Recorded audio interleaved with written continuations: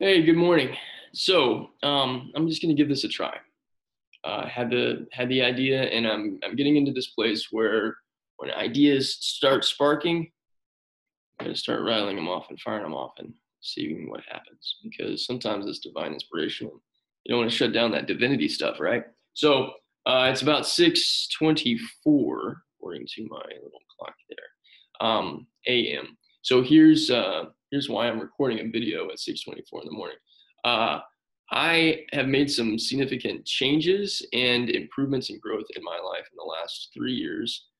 This year being a year of significant improvement in business and in leveling up in a variety of different ways, from my own personal and professional development, surrounding myself with new people, getting some new coaches, and really just like exponentially blowing the doors off of where I've been before in terms of business. Now, as the uh, as the relationship growth farmer, one of our most primary relationships is with the people that we work with. Now, I'm a solo entrepreneur, solopreneur, whatever you want to call it. So that means I mostly work in terms of my day-to-day work life by myself. But because I'm an entrepreneur and because I'm a coach, I work with other people. So my relationships with my clients is of the most importance to me in the success, sustainability, and growth of my business. Uh, but I also do a lot of collaborative stuff, meaning that I'll join forces with a couple different people. I'm joining forces with my buddy CM Since next week, doing a retreat in Mexico for healing from heartbreak and broken relationships. It's going to be an awesome experience. We're going to keep doing these over and over and over again, especially in 2021. So if you want an opportunity to do that, message me and let me know. Here's what I wanted to share with you guys today. One of the things that I'm doing to level up in my life is I'm going to bed earlier at night. I'm waking up earlier in the morning. My alarm is set to go off at 5:30, but lately my body's been waking up at like 4:45 or sometimes right at 5 o'clock. What I do first thing in the morning is I listen to a series of affirmations. If I don't plant love and affirmation and success in here first thing in the morning, then it's harder to get on track. And also, when I do it, and I'm doing it every day, my growth has been exponential. It's almost like Miracle Grow or HG. Is it HGH? Is that what Sammy Sosa and Mark McGwire were on when they were jacking home runs for like 900 feet or whatever? It's like that for your productivity and for your success, no matter what it is. But here's where I got the idea to get up instead of just trying to, make the most out of the morning time, but get up and start doing specific things in the morning. I got it from Benjamin Hardy, who is he's a PhD professor of psychology. He's a best-selling author. He's a great teacher, and he's somebody that I've been following for the past several years. He's got a great book out called Who Not How, and he's also got this great book called Willpower is the Way. Willpower is Not the Way. Here's what he teaches. He says that the most successful people in the world, historically, wake up and start doing specific things between the hours of 5 a.m. and 7 a.m. What do? They read, they study, and they spend specifically that period of time because your brain is in the most receptive mode for receiving information. So you might be saying, okay, well, it's between 5 and 7 for you right now, dude. Why are you not receiving information? Why are you telling us all this stuff? Because right now for you, if you tell yourself and you remind yourself, okay, well, it's not just D Grant saying this, it's these other people, that between this period of time, if I find my body waking up at this time, instead of just trying to go back to sleep and tossing and turning for 2 hours, get up and read. So what am I reading? I'm reading a couple things. And my desk, you can't see, thankfully. I say desk, it's my kitchen table. It's fairly messy right now, to be honest with you, but I've got Brendan Burchard's High Performance Planner, which doing this every day keeps me on track. I've got some material from my business coach, Richmond Den, who is outstanding. If you're a coach and you want to grow, go to Richmond. I'm reading this book called Trust. I'm going to be teaching on trust inside a gigantic platform that I'm in the process of building, that's all about how to love, how to live a life of love, and love being so much more than romantic. Love more like agape love, all encompassing, uh, all providing unconditional love. But here's the book that I want to share parts of with you this morning. It's called The Master Key to Riches by Napoleon Hill. Now, if you have You've heard of Napoleon Hill. He's the author of Think and Grow Rich. Whether or not you've read the book, you've heard of it because everybody and their dog has heard of it. But here's what I wanted to read part of this to you because it pertains to two things. One, the mastermind principle. You've probably heard of a mastermind. If you haven't, they're everywhere. But masterminds are groups of people that have a definitive purpose that you surround yourself with to be influenced by their creativity, their brilliance, their insight, their knowledge, and their experience. And it's almost like adding genius to your genius. And yes, there is genius in you, whether you believe it or not. In this chapter, what I want to share with you is Napoleon Hill is talking to Andrew Carnegie. Andrew Carnegie at the time was like the world's most successful man. He was like the Elon Musk of his day, or maybe even bigger than that. By comparison, he's probably like a multi-billionaire. But he was like one of the most successful business people in the world at the time. And so there's some specific things that Andrew Carnegie is sharing here that I want to share with you. And you do whatever you want to with this. But one of the things that he talks about is having a foundation for the way that you live your life. But it's not just having the foundation that makes you successful, it's doing something with that foundation. So my guess is you have had some kind of education, whether that's high school or college or junior college or postgraduate or whatever, that all laid a foundation for you in the work that you do. Maybe you had some training, maybe you've done some special classes, maybe you've had a business coach, maybe you've had a life coach, and they've helped you gain a foundation for who you are and for your skill set, and for you to be able to take that skill set and do some new things with it.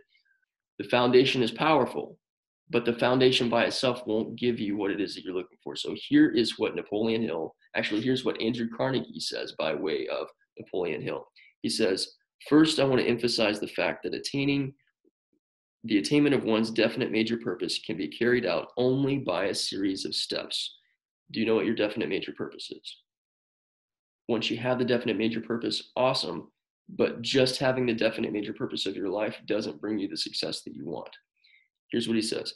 Every thought one thinks, every transaction in which one engages, in relationship with others, every plan one creates, every mistake one makes has a vital bearing on the ability to attain a chosen goal. The mere choice of a definite major purpose, even though it be written out in clear language and fully fixed in one's mind, will not ensure the successful realization of that purpose. In other words, success requires action. One's major purpose must be backed up and followed through by continuous effort, the most important part of which consists in the sort of relationships one maintains with others. Relationships. With this truth established in one's mind, it will not be difficult to understand how necessary it is to be careful in choosing associates, especially those with whom one maintains close personal contact and connection with one's occupation. In other words, your network equals your net worth in this capacity. Here then are some of the sources of human relationship with someone with a definite major purpose, with which someone with a definite major purpose must cultivate, organize, and use in his progress toward the attainment of his chosen goal.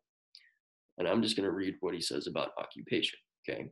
Occupation. Outside of the relationship of marriage or a significant partnership, which is the most important of all mastermind relationships, there is no form of relationship as important as the one that exists between a worker and those with whom he or she in a chosen occupation.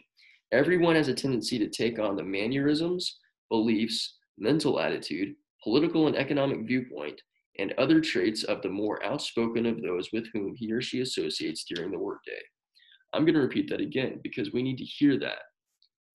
Everyone has a tendency to take on the mannerisms, beliefs, mental attitude, political and economic viewpoints, and other traits of the more outspoken of those with whom he or she associates during the workday.